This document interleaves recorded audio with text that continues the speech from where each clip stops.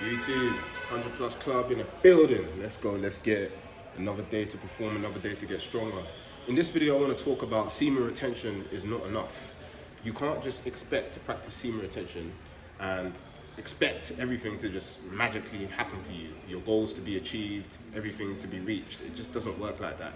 That's what I mean, that you can retain for 1 year, 2 years, 3 years, 4 years, 5 years, and still be in the same position. You can't just expect to just practice semen retention, sacrifice women, sacrifice releasing, and expect things to just magically turn out for you. That's the biggest misconception, I think, in this space, that people think, oh yeah, I'm on day 30, blah, blah, blah. But if you're not doing anything differently, like just not releasing your seed is not enough. Like, you have to be doing something differently. You have to be doing something productive. You have to be taking constructive actions towards your goals. So write down your goals, and then you need to write down what I need to do to get there. You need to write down what I need to be doing in my day-to-day life that's going to help me achieve those goals. You've got fitness goals. All right, cool. What does that mean? That you've got to be working out 4 times a week, 5 times a week, working out every fucking day.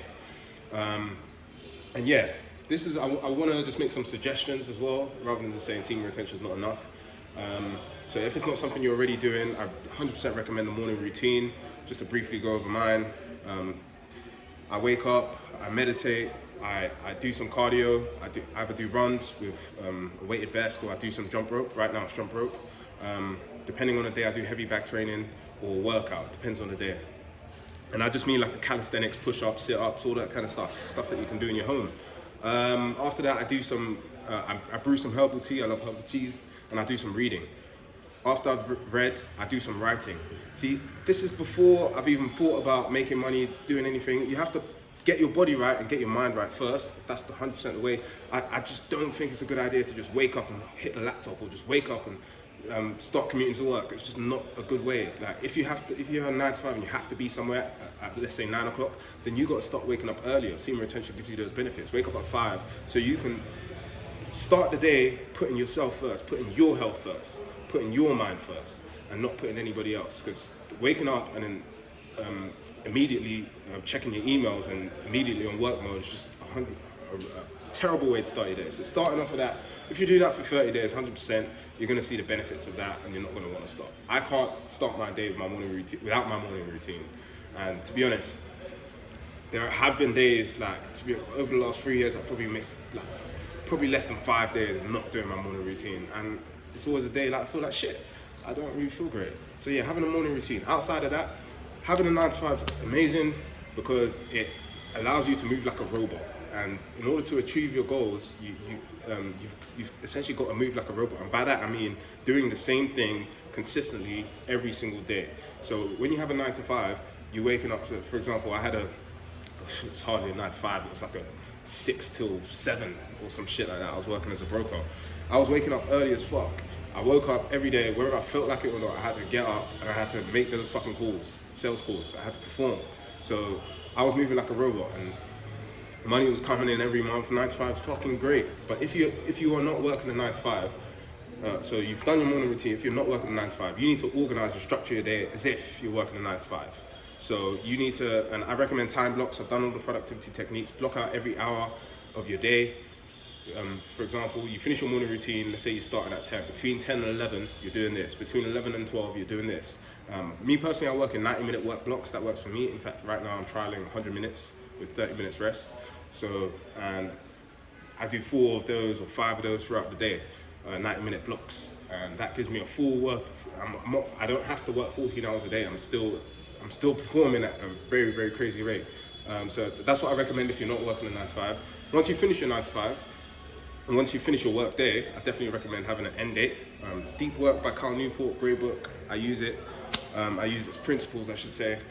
So you clocked off work, now what? Me personally, I actually like to hit the gym in the evening, because where I'm at now, the gym's busy in the evening, and it's a place of social interaction for me. It's a place, maybe I want to meet some people. I've made friends at the gym.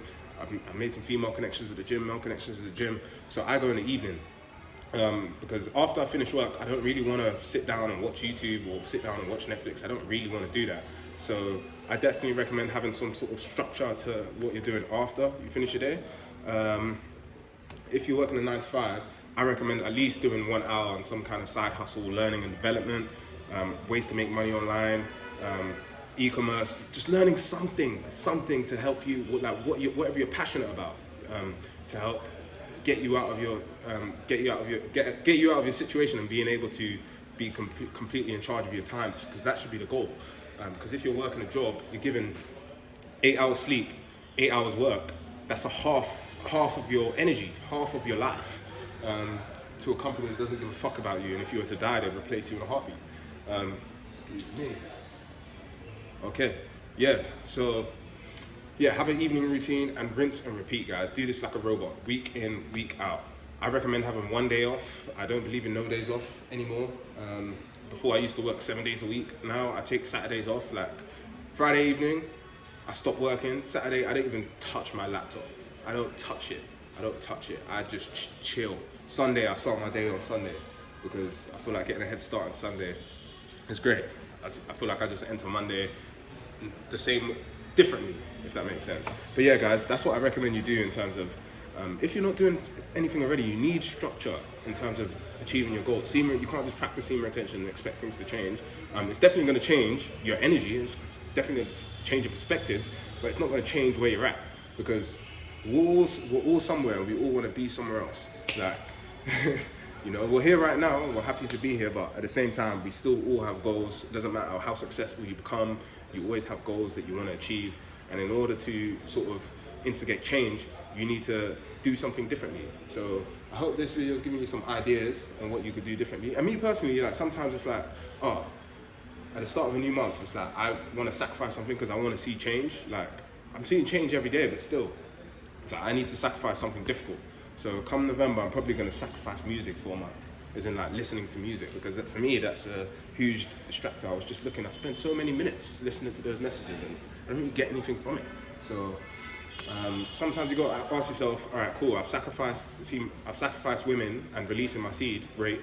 What else can I sacrifice? Because if you want change, guys, you've got to sacrifice something. You've got to sacrifice video games, you've got to sacrifice TV. Sometimes you've got to sacrifice your loved ones. You got to move out and you got to figure out the world on your own. But yeah, that's the video today. In fact, this might be my longest video ever. That's crazy. But yeah, hope you're doing good and see you in the next one.